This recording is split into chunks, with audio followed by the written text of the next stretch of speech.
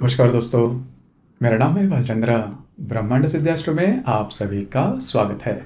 आज के इस वीडियो में हम चर्चा करेंगे वृश्चिक राशि के लिए जो ग्रहण, चंद्र ग्रहण जो कि 8 नवंबर 2022 को होने जा रहा है, उसका जो प्रभाव है, उसके जो परिणाम है, वो किस प्रकार से होने जा रहे हैं, सभी के बारे में चर्चा इस वीडियो में हम करने वाले हैं। जैसे कि ये जो ग्रहण दिनांक 8 नवंबर को होने जा रहा है, 8 नवंबर 2022 को होने जा रहा है, यह जो ग्रहण है वो एशिया, अमेरिका, अमेरिका मतलब पूर्व अमेरिका और दक्षिण अमेरिका और ऑस्ट्रेलिया में देखा जा सकता है। इस ग्रहण का जो सूतक है वो सूर्योदय से लेकर आपको सूर्यास्त तक पालना होगा। उसी प्रकार जो वृद्ध, अशक्त या फिर गर्भवती महिला है उनके लिए सुबह 11 से लेकर सूर्यास्त तक का जो समय है उसमें आपको जो सूतक है वो पालना हो रखा होगा। सूर्यास्त के बाद आप स्नान, देव पूजा, श्राद्ध, जप, होम, हवन कर सकते हो। गर्भवती महिलाओं के बारे में अगर खास करके कहा जाए तो पहले तो बात घर से बाहर ही ना निकले। अगर बाहर निकलते भी हो तो सूर्य की तरफ सीधे सीधे नहीं देखना, उसके कुछ विपरीत परिणाम आपको मिल सकते हैं। तो ये तो थी जनरल जानकारी ग्रहण के बारे में। अब हम चर्चा करेंगे कि आपके राशि के लिए, मतलब वृश्चिक राशि के लिए इसके जो परिणाम है वो किस प्रकार के होंगे। इसके पहले का जो ग्रहण था वो करीबन 25 अक्टूबर को हुआ था। तब लक्ष्मी पूजन था, तो उस दिन में आपने जो सूर्य ग्रहण था उसका अनुभव किया होगा। अब वो जो ग्रहण है और इस ग्रहण में थोड़ा सा फर्क है, थोड़ा मतलब ज़्यादा फर्क है, क्योंकि यह जो ग्रहण है इसमें जो मंगल है वो भी वक्री हो चुका है दिनांक 30 अक्टूबर को। और आपके राशि के लिए जो मंगल है वो थोड़ा महत्वपूर्ण हो जाता है, क्योंकि वो आपके राशि का स्वामी भी है जो कि आपके अष्टम भाव में भ्रमण कर रहा है। तो दिनांक 30 अक्टूबर से ही आपने इसके बारे में कुछ अनुभव किए होंगे। आपका स्ट्रेस या फिर आपकी जो हेल्थ इश्यूज है इसके बारे में भी प्रॉब्लम, कॉम्प्लिकेशन आना शुरू हो चुके रहेंगे। तो ध्यान रखिए, इसी वजह से ये जो ग्रहण है थोड़ा महत्वपूर्ण हो जाता है। तो ग्रहण के बारे में अगर चर्चा करें तो यह जो चंद्र राहु की जो युति है जो कि आपके षष्ठ भाव में होने जा रहे हैं, और सूर्य केतु की जो युति है वो आपके व्यय भाव में होने जा रही है। तो यहाँ पर पहली सबसे महत्वपूर्ण बात, आपको स्वयं के स्वास्थ्य के बारे में ध्यान रखना होगा। स्वास्थ्य के बारे में किसी भी प्रकार के प्रॉब्लम, कॉम्प्लिकेशन अगर आपको दिखाई देते हैं तो उसके ऊपर थोड़ा सा ध्यान देना होगा, क्योंकि जो प्रॉब्लम है वो काफ़ी ज़्यादा बढ़ सकते हैं।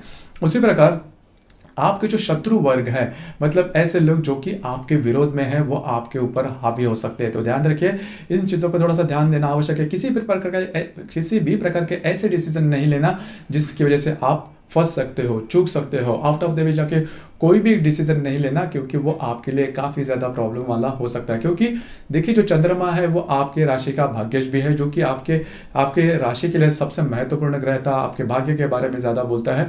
अब ये जो भाग्य है वही ग्रसित हुआ है आपके षष्ठ भाव में। इसी वजह से जो भी, अगर आप कोई भी आउट ऑफ द वे जाके काम करते हो, कोई ऐसा निर्णय जिसकी वजह से आपके जीवन की दिशा बदल जाए, या फिर ऐसा निर्णय जो कि आपके लिए रिस्क वाला हो, अगर ऐसा कोई निर्णय आप इस समय में लेते हो तो वो निर्णय तो सफल नहीं होंगे। इसका जो खामियाजा है वो आपको भुगतना पड़ सकता है। अब यही बात जो भी आपका कार्य क्षेत्र है उसके संदर्भ में भी कर सकते हो। कार्य क्षेत्र के बारे में किसी भी प्रकार के चेंज या फिर बदलाव बिल्कुल भी नहीं करना। आपको ऐसा लग सकता है कि जो भी आपका कार्य क्षेत्र वहां पर आपसे ज़्यादा काम लिया जा रहा है, आप अन्याय हो रहा है। तो अगर इस प्रकार की कोई बातें या फिर इस प्रकार की जो परिस्थितियां है वो अगर आपके सामने आती है तो उसके संदर्भ में थोड़ा सा आपको संयम से काम लेना होगा। अब ये जो ग्रहण है इसका जो प्रभाव है वो करीबन 6, 7, 8, 9, 10 इन 5 दिनों में ज़्यादा देखा जाएगा। तो जो भी हम बात अभी कर रहे हैं, यह जो बात है वो आपको 5 दिनों में थोड़ा सा ध्यान में रखना होगा, क्योंकि भावनाओं में बहकर अगर आप कोई काम करते हो तो उसके बहुत बड़े जो आउटपुट है या फिर बहुत ज़्यादा जो परिस्थितियाँ उसके सामने आपके सामने आ सकते हैं, जो कि आपके लिए क्लेश कारक हो सकती है।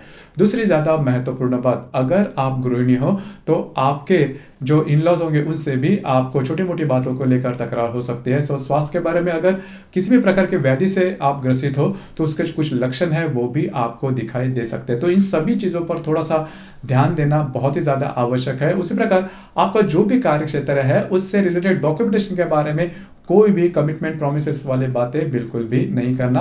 आप देखिए, यहाँ पर एक तो जो ग्रहण है वो आपके षष्ठ व्यय भाव में होने जा रहा है, उसी प्रकार मंगल भी आपके अष्टम भाव में वक्री है। तो इस वजह से आपके लिए, मतलब वृश्चिक राशि के लिए ये जो ग्रहण है वो थोड़ा सा अलग हो सकता है। उसके जो परिणाम है वो काफ़ी देरों तक, अगर आप कुछ गलती करते हो उसके संदर्भ में, तो आपको इसके जो परिणाम है काफ़ी दिनों तक या फिर महीनों तक भी आपको भुगतने पड़ सकते हैं। तो ध्यान रखिए, क्योंकि आपकी जो राशि है वो कोई भी निर्णय लेने से किसी से डिस्कस नहीं करती, मतलब खुद से ही कोई निर्णय है वो ले लेती है, और जिसकी वजह से कई दफ़ा ये जो निर्णय हुआ इस कालावधि में चूकते हुए भी नजर आते हैं। तो इसके बारे में आपको थोड़ा ध्यान देना ज़्यादा आवश्यक होगा। आपके जो रोज़मर्रा के काम हैं वो आप कर सकते हो, इसमें कोई प्रॉब्लम कॉम्प्लिकेशन नहीं आएंगे, लेकिन आउट ऑफ द वे जाके जैसे हमने डिस्कस की बातें उस पर काम नहीं करना। तो दोस्तों ये था वृश्चिक राशि के लिए जो 8 नवंबर 2022 को जो चंद्र ग्रहण होने जा रहा है उसका जो प्रभाव है किस प्रकार का होगा इसके संदर्भ में चर्चा। अन्य जो राशियां इसके बारे में भी हमने वीडियो अपलोड किया है, इस वीडियो के अंत में इसकी जो लिंक है वो दी जाएगी। आज का वीडियो आपको कैसे लगा, आपने किस प्रकार से अनुभव किया, नीचे कमेंट बॉक्स में जरूर कमेंट करना, और अपना जो चैनल है ब्रह्मांड सिद्धि एस्ट्रो इसे भी लाइक शेयर और सब्सक्राइब जरूर करना। धन्यवाद।